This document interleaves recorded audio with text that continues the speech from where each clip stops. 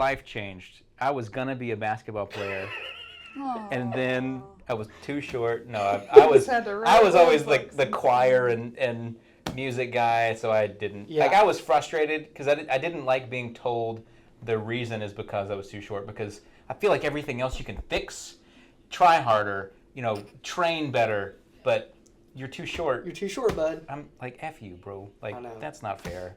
Yeah. Yeah. All right. Are we recording already? Dude, you know me. All right. Yeah. It's like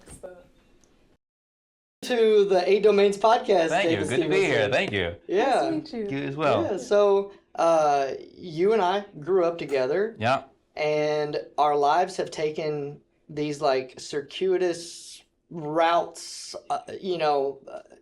so you started out in a certain career that you're maybe not even doing or barely doing, and then you had a music career for a while, and then now you're an author, and you... I get bored very easily, Yeah. so I like to do everything. Yeah, I mean, I went to school for music production, worked in the music business for a while, realized I love music, I hate the music business. Like, I was doing the things for the artists so the artists didn't have to do it themselves. And I was like, wait a minute, I'm an artist, and I'm just the one doing all the things that suck. Yeah. And so then got a job as a programmer, computer programmer, and that has funded everything else that I do. So then I was in a band, write books.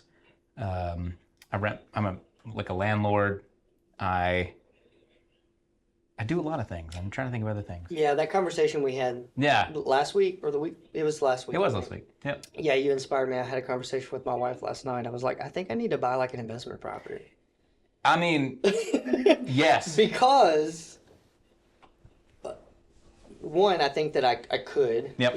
And it's a good time, I think. And yeah, so she and I were kind of vision casting, being like, well, instead of buying like a single family home in Hendersonville, why not like a mountain home out on the plateau, Airbnb it out, you know, and then we could also use it. Yeah, no, I've thought the same thing about Airbnb type of stuff. I think that Airbnb has its own, it has a whole other administrative or whatever thing, because you have to have people go in there clean if you're not the one going to be going there every time somebody comes in and Which out. I won't be. Yeah, but no, Make a lot more money.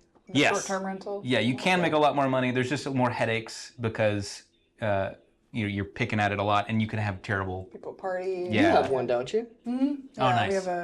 We have our first house. We held Kept on it. to it as a rental. Yeah. That's fantastic. Do you rent it out long term or Airbnb? Long term. So we've had the same tenants in it for 2.5 years now. Oh, well, that's They're wonderful. They like fixing things. And good. Yeah. And we have a property management company it's only 10%, and they manage all the interface. My husband wasn't going to let me meet any of the tenants because he thought I would social work too hard and like give away. Oh, you're having a hard time. Just free pay us rent. He's whenever like, you you will can. never meet them. Yeah. So that's a good buffer there. Yeah, it's a good. I live in my own garage, and so I have college students come in and out, and my social work is not in a financial part, but my social work is just like, y'all need help learning how to be adults, and so I'm mentoring, jumping in and mentoring as much as, well, not as much as possible, just as it comes. Yeah. You have good boundaries with it? Do you let it? I feel like I have good boundaries. I had a situation recently, and I don't know if I shared. I'm not going to share too much publicly, but like some. Oh, nobody's gonna watch this. It's just for us. It's just for the screen out in the lobby. Good. Well, I'm going to pour out all my secrets. But no, I had a kid who went through some mental health struggles, and so like I ended up contacting his parents and saying, I need you to know what's going on, and You're a hero. He's doing all right, but yeah, like I just think about that aspect of, I love having a friendship level with my renters, because I can help in some ways, and in some ways it is kind of tough love. Like I'm the dad every once in a while. I had a kid. He's been with me for 4 years now. Within his first month, I just said, "Hey man, is everything good here? Everything with the house to your liking?" And he was like, "Yeah, there's just a lot of dust, man." Yeah. Like, what do you mean? He was like, "I mean, I just feel like there's just dust everywhere." I was like, "Well, that happens."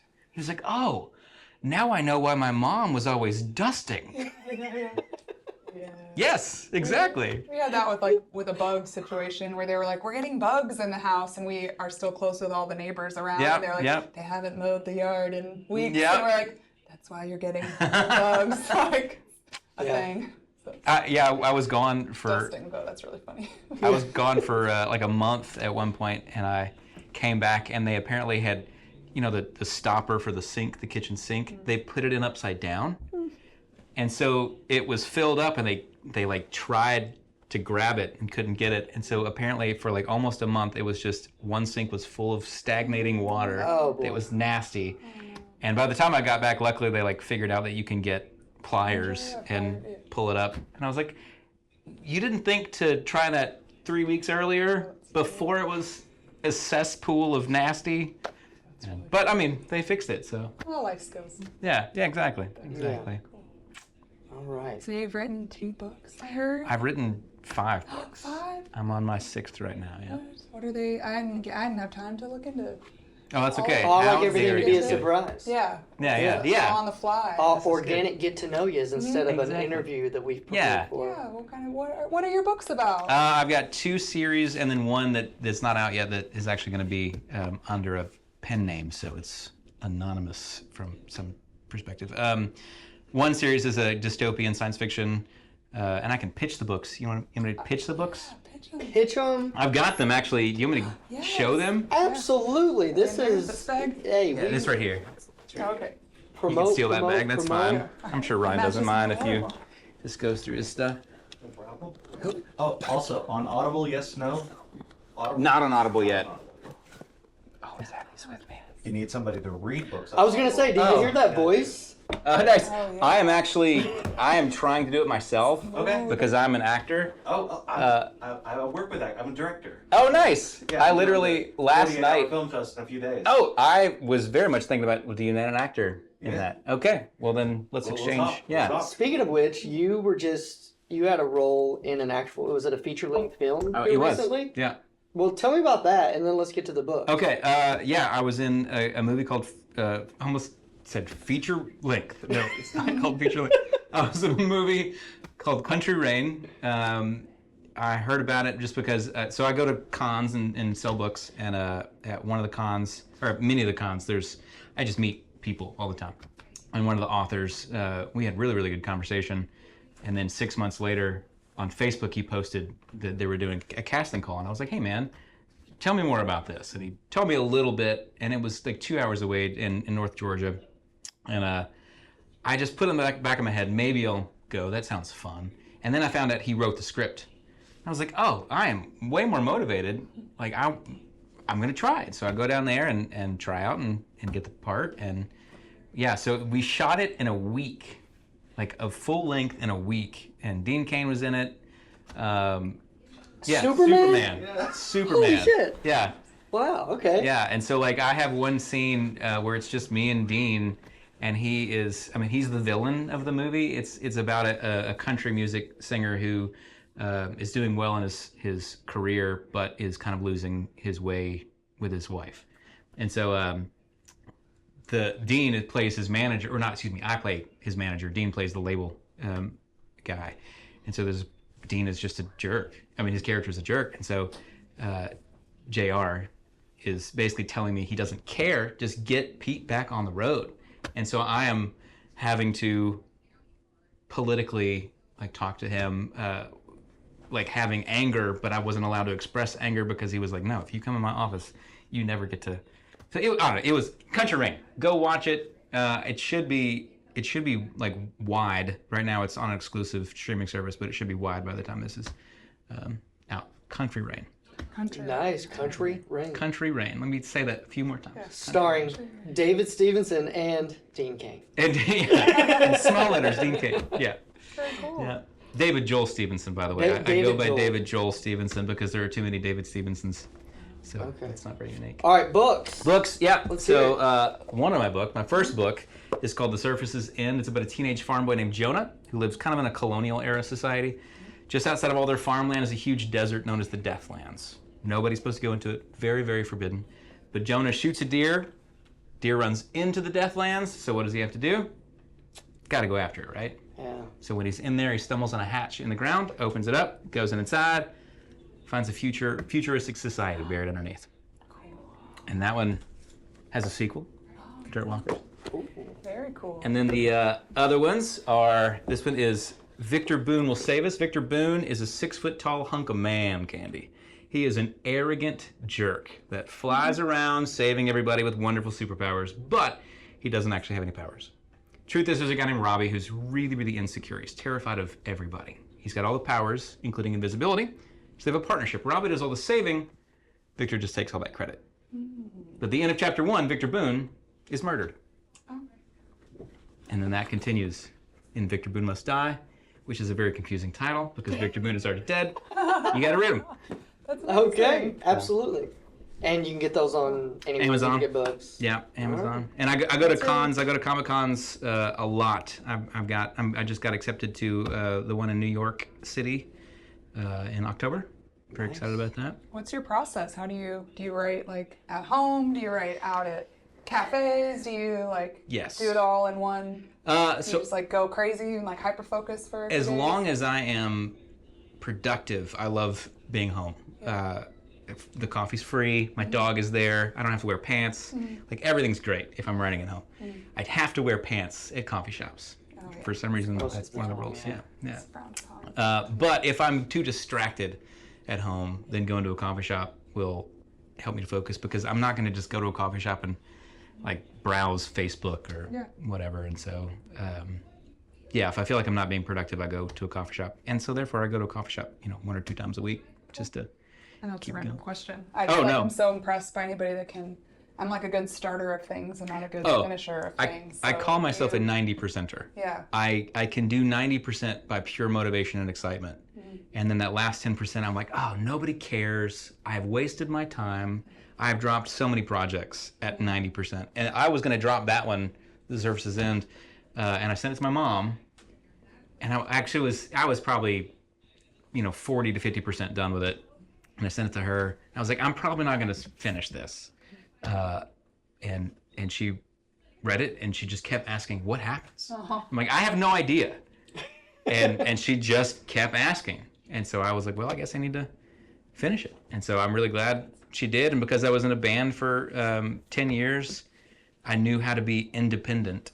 And so I know a lot of people that are trying to go traditionally published. And I was just like, screw that. I don't want to get 1,000 rejections because that might make me never release it. I'm just going to put it out. And I put it out, had great response. My third one, Victor Boone, I tried to send I sent like 200 emails out to agents, and I mostly got silence. I got a few people that requested the full manuscript, but nothing. And so I just put it out again, and I'm selling books. So, and I know a lot of people that are traditionally published that aren't selling books, and so. Yeah. Nice. Yeah. So I think what I'm maybe seeing the conversation go into since we're on the 8 Domains podcast, talking about which of the domains are you bringing up here. And it sounds a lot like vocational. So the vocational domain is not necessarily what you do for money, but definitely what you do for meaning. Yeah. And when we can combine those two, great. Yeah, for sure. So if we can do something that's meaningful, like be an author, be a musician, and you can make contribute to your financial values as well, awesome. So talk to me a little bit about what you value or what is important about the experience you have with yourself as it pertains to work. So I always quote this scene. I've never even seen the movie, but I've only seen the scene, and the scene is like, it punches me in the face. But there's a movie, Chariots of Fire, and there's a runner, and I don't even know the lead up to it. I think basically people are telling him to give up. And this runner basically says, you don't understand. God made me fast. And when I run, I feel God's pleasure. And I feel like God made me creative. And so it's not about it's not about the finishing of a book. It's the process of the book. I'm in love with the process of creating. And when I don't create, I am miserable. I am depressed. before I found my band, like life sucked. I was in a period of like just clocking into a job that I didn't like. I mean, I loved the guy I worked for, but it was music business. I didn't like the administrative side of music. And I hated it. And I was actually looking for a job in the music, like in a studio, when I stumbled upon a Craigslist ad for a band looking for a singer who had studio experience. And I sent them an email and I was like, I'm not what you're looking for. You're not what I'm looking for. But you guys are really good. And I would love to meet if you want to meet. And they said, yeah. We got together, and I did not realize until meeting with them how desperate I was for creativity in my life again. Because I was 24, 25, thinking that my creative life was over. Like, that's too old to start something new, which is ridiculous now. And so I went full in with the band. We did it hard for 10 years, and then, families and they all had babies and whatnot. And so it got really hard to be on the road and not making a lot of money. But at the same time, that creativity and that brotherhood from that was so life-giving that when it went away, like I was used to funneling these creative energies out, and I had to, because as soon as I stopped, I would just go back to that place of depression, of meaningless. Yeah, like what's the point? Like clocking into a job so that I can eat? Okay, Pay some bills that somebody just like made up. This is the amount of money I need to pay for this phone. And then 20 years, what I have to show for it is I've eaten, and I have a bunch of phones that I threw away. Like, that's not worth it. And so, no, so I feel like I very much am I mean, you talked about quitting things. I feel like as a 90%er, I have to have a project. And when it gets to the 90%, then is when I have to be like, okay, this part sucks. But if I don't finish it, then it was truly a waste of time.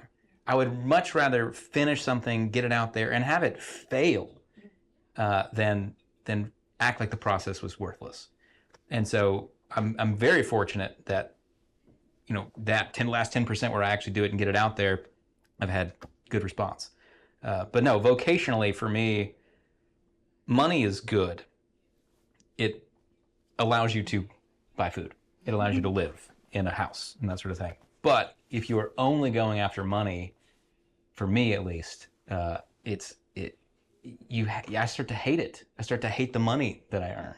And so my perspective now is I want to have freedom vocationally. I want to be able to be as creative as I want to be, which allows me to write books, make movies, make music. I auditioned for a musical last night, which has had nothing to do with money.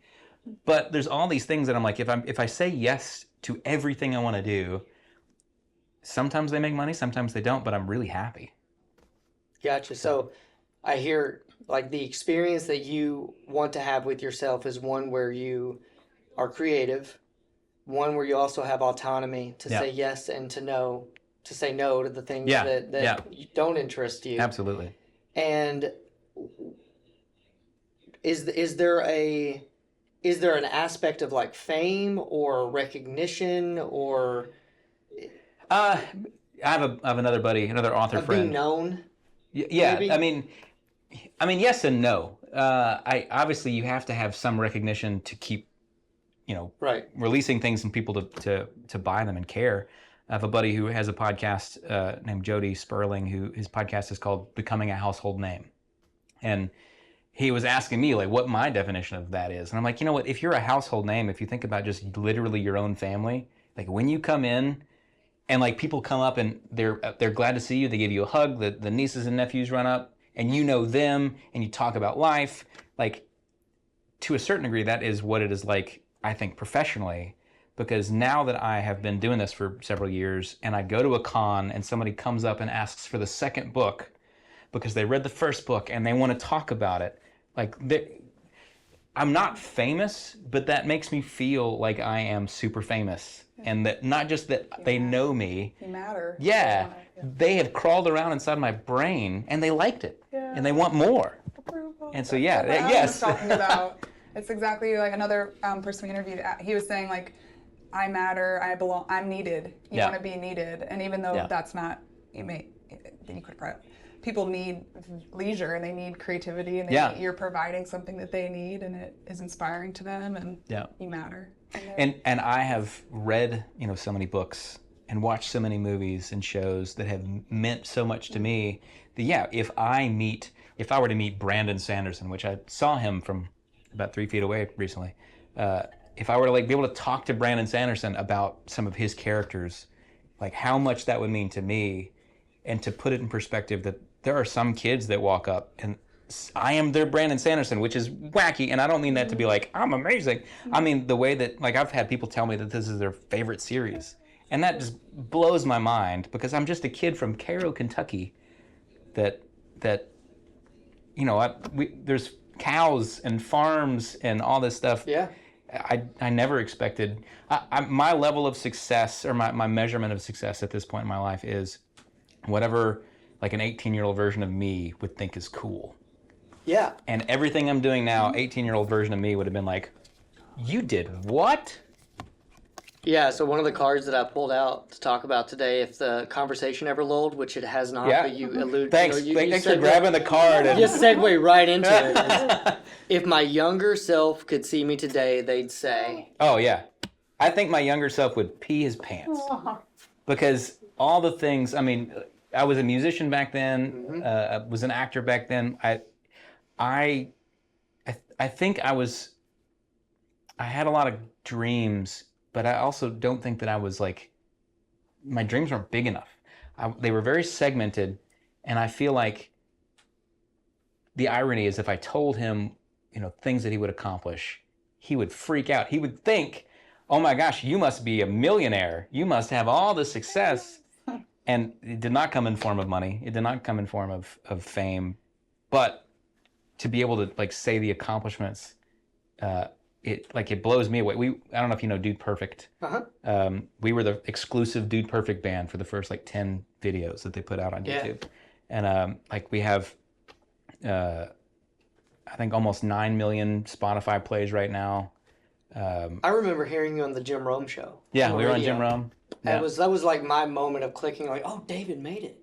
Yeah, which is funny. The made it. But the irony of that is, I was on that show. I was the CTO of a technology startup, and so I went into the break room, on the phone, interviewed on Jim Rome for an hour, freaking out. This is a crazy moment. I hang up the phone and I go back and sit at my desk, and keep coding. And my life was no different. That hour was this surreal moment, and then I go back to normal life. And so it's all these moments of resume stuff that looks so cool, but then you still have to go make a living. Here's one of the things that I think I'm noticing that's a really important concept to understand within the 8 domains model, is that you said that if your 10-year-old self could look at all of the things that you've done and accomplished, they'd be like, oh my God, look at all, they pee their pants. Yeah. Were any of them ever goals? Did you say, I have a goal of being, the exclusive music person on one of the most popular internet channel or YouTube channels ever? I have a goal of writing, 5, 6 novels. I have a goal of having 9 million plays on Spotify. Or did you just say, this is the experience I want to have with myself, right? So I'm going to invest in that. I'm gonna just give energy into how I want to be, and then that just tended to be next right thing after next right thing after next right thing for you. Yeah, a lot of the things that I've accomplished are nowhere on the goal sheet. Back in the Manic Bloom days, we would make goals, but it was literally just have a show by this date. And, it was not these big, gigantic, specific record label deal. It was just, we're going to grind. We are going to do the thing. Invest. Yeah, we're going to invest. Show up and invest my energy, my time, my resources. When I'm tired, I'm going to do it. When I'm got energy, I'm going to do more. Yeah. Yeah. And I think that's one of the big things that people get hung up on is like we talk about our values are not goals. Yeah. They are consequences that we create for ourselves with ourselves. Yeah. And so you want to experience yourself as being creative. So you sacrifice some things. Yep. You give up maybe higher paying jobs. You give up 100%. more comfort. You're living in your garage, which Yep. you could be living in the big house, but you Yeah. live in the small, garage because you're making sacrifices which are investments into the experience that you want to afford yourself. 100%. And I think when we set goals, it's not that they're bad. It's just they're not always reflective of our values. 'Cause, Yeah. like, it's just, I think we can get hung up on that. And then what happens right after you meet a goal? What happens whenever you're on a hike and you reach the summit or the landmark that you were going to? You got to set the next one. Right. Yep. And so it's a never ending. And Yeah. what if we fail at that goal? What if we don't ever accomplish that goal? If you fail going towards a goal, it is not a failure, Right. because there's the whole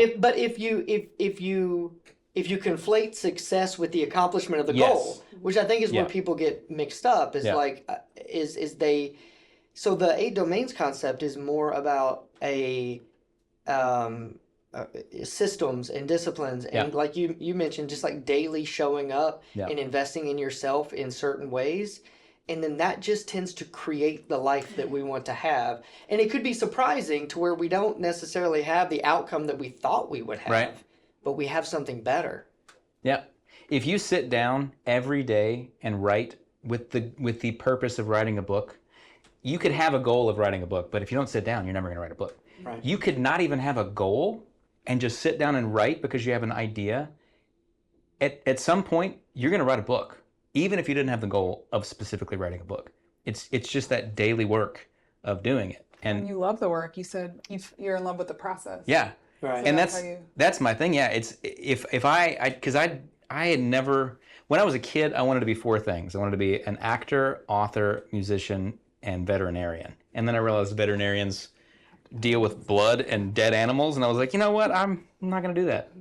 But I do have chickens and like dogs, and yeah, I love animals. But the other 3 things I realized as a kid, I knew more about myself than whenever I tried to be disciplined and get a job and pay bills. And I had to go back to the value of what those things were. Those were all creative things, except for veterinarian, which I guess you can be a creative veterinarian.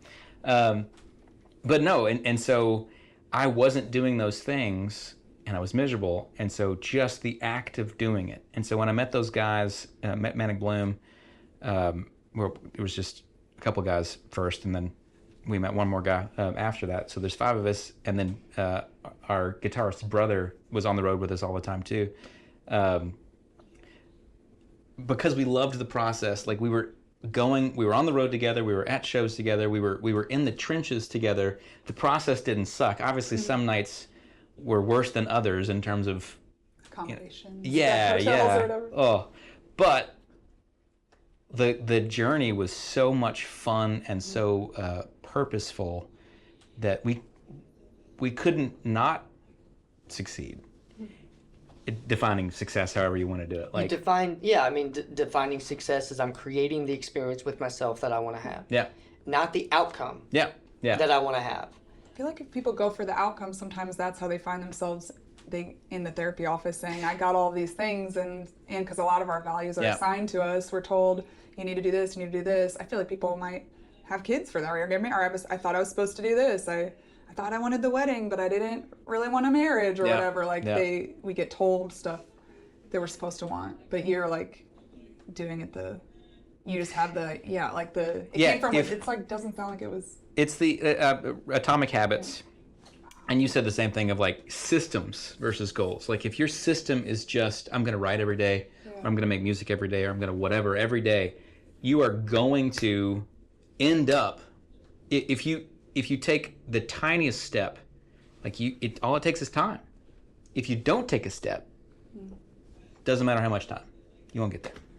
And if you like jump over the system because you're so focused on the goal, let's say you've got millions of dollars in investors behind you, and they throw money at something, but you're not doing the actual work and you're not loving it, yeah, you could do the thing and get to the end and be like, "Well, that didn't make me happy. Why didn't they make me happy?"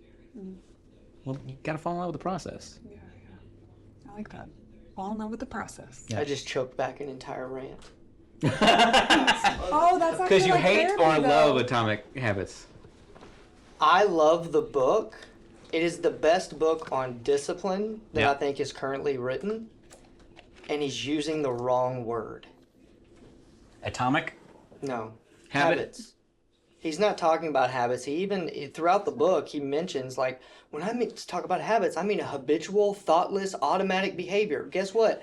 We don't have any more capacity Right. to do that. Like, all of our habitual behaviors are already locked in, and now the only thing that we have left is discipline. Yes. We have active, so like even down to my truly habitual behaviors, like I brush my teeth the exact same way every time I brush my teeth, the same like pattern, Yeah. because it's thoughtless. I've done it tens of thousands of times. I still have to activate that behavior though. Yeah. I still have to choose. I still have to have a system. I still have to know where my toothbrush is and where my toothpaste is, and right. I still have Yep. to activate around. Just like tying my shoes this morning, I tie them. I don't think about them, but I still have to activate around it. So even our habits require active initiation and choice. Like there was like 2 or 3 Januaries ago, I set this goal. I was going to run 150 miles in the month of January, and every single day, every day in January, I got up, I ran, whether it was at the gym on the treadmill or outside or whatever. Every day, I met my goal of 150 miles. You know what I did on February 1st? Kept running. No. Oh, stopped. Yes. I didn't just Oh, I guess 'cause you- habitually find myself Right. out on the road running Right. because it did not You were form too a habit. focused on So that I goal. think that's where, and I go into rants with my clients all the time about this, is like you've got to stop thinking that in your 30s, 40s, and 50s that you're going to do something a certain Yeah. number of days in a row and all of a sudden it's going to be habitual. And then when it's not, you think you're the one piece of shit who can't get your stuff together. Right. Right. And that's just not how it works. So I love that book. He talks about systems. He talks about make them obvious, make them convenient, make the undesirable behavior as inconvenient and unobvious as possible. All of that tracks 100% beautifully, except for you're calling it a habit, and people have this thought about associated with that word habit that it should be easy, Right. and it never fucking No, is. no, it's never easy. Yeah. It's a choice. Yeah. And you got to activate around And your values. everything to is a invest in that. choice. And that's the thing too, is that there's a lot of people out there that are too afraid of doing this thing, or like they're gonna fail at this thing or whatever.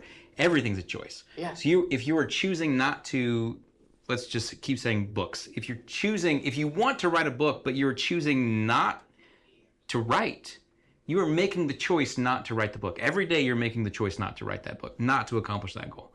And so everything is a choice. If you choose yourself over binging Netflix, over doom scrolling on Instagram or whatever, like get rid of all the distractions, because all those things are constantly taking the choice from you. Like you're still making the choice, but you're doing the default of, I'm just going to consume something that somebody's put in front of me. It'd be like if, have you read Who Moved My Cheese? No. Oh, it's a very short and enlightening book. Have you read it?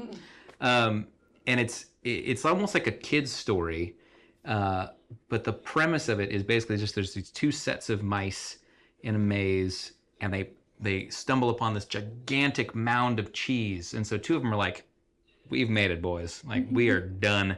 They take their running shoes and they hang them up, and they just sit there and eat. And the other 2 go out every day because they're like, at some point, this cheese is going to go away. And so they keep finding new routes to go. And then the cheese goes away, and the 2 that got lazy, like they don't even know how to run, and they're just afraid. They're waiting for the cheese to show up again. Surely somebody's going to bring them the cheese. Whereas the 2 that were always running, it did not change their life at all, because as soon as the cheese was gone, they were still going. So yeah, the choice for those 2 pairs of mice was, instead of getting really comfortable in the success that we have, realize like tomorrow is not promised, whether it be vocationally or life. And so be active. Keep moving, yeah. Be active in the choice. Yeah. Yeah. Absolutely. So yeah, that was my anytime a client is like, I just need better habits. I'm like, no, you don't.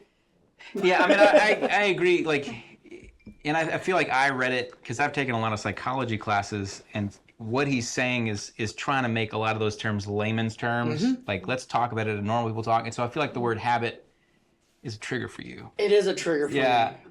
but I also feel like for a common person, he then backs it up to say, like, you know, the conditioning side of it, to say, if you don't want to go to the gym, like, reward yourself. Like, this is the way you do it. But calling it a habit makes it sound like, and then one day you're just gonna find go yourself and at the gym. You're gonna love the gym. I mean, I at the beginning of 2023, I lost about 30 pounds in 2023, a whole year. I gained a lot of weight. My dad was sick, and so like I was not paying attention to my own health in 2022. 2023, I said I'm gonna go to the gym 6 days a week. I'm gonna do it. All or nothing person. I mean, kind of, but it was not so much. I was trying to build a habit, but more than that, I was trying to build like a lifestyle. Yes. And so my goal is still like, man, I would love to be in the gym 6 days a week, but now I go 3 to 4 days a week. I'm like, that's the lifestyle I want. Right. And so I wanted to shift my brain because I've never been a gym guy. I don't really like the gym. I hate it. Yeah. But I shifted enough so that now I go to classes, and it's like there's a social aspect of it. Like, I'm going to see the same people at yoga, or they canceled the HIIT classes. Multiple boxes. I needed to Yeah. check like a social box and a physical box. And Yeah. I'm like, I'm there. Now, like literally every week at one of my yoga classes, one of the guys at yoga and I go to a bar across the street, and we just eat dinner and have a beer. That's the best. And I'm like, well, I have to keep doing. I have to go to the gym because I'm going to keep going to the bar, like, and hang out with him. It's habit stacking. You like Yeah. one Yeah. of them pulls you. Yeah, because if I can't skip the gym and go to the bar with him, I didn't earn it. Yeah. Yeah. And you don't want to let your buddy down. Yeah. That's why the social aspects always work for me. Yeah, absolutely. All right. So that got me to my rant. Yeah. I have to read that book now. I haven't read it yet. It's a good book. It is a good book. I'm on the record. I like your book. I need to read more fiction though. I need to definitely read some of your books. Okay.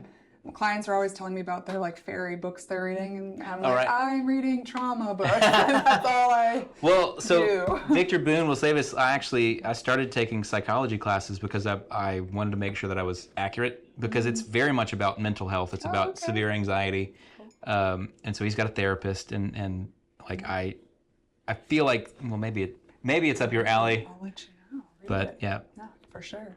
All right. Well, man, thank you for being here. Yeah, absolutely. I really appreciate it. It was a fun conversation. It was. Yeah. I very much enjoyed 11-year-old it. self is like so pumped for you. Yeah. Right now. Yeah. That's really awesome. All right, man. Thank Good to see you. Thank you. Thank Very you. good to meet you. Yeah. I could keep talking for like another hour and a half. So- Oh, thank you very much. Thank you.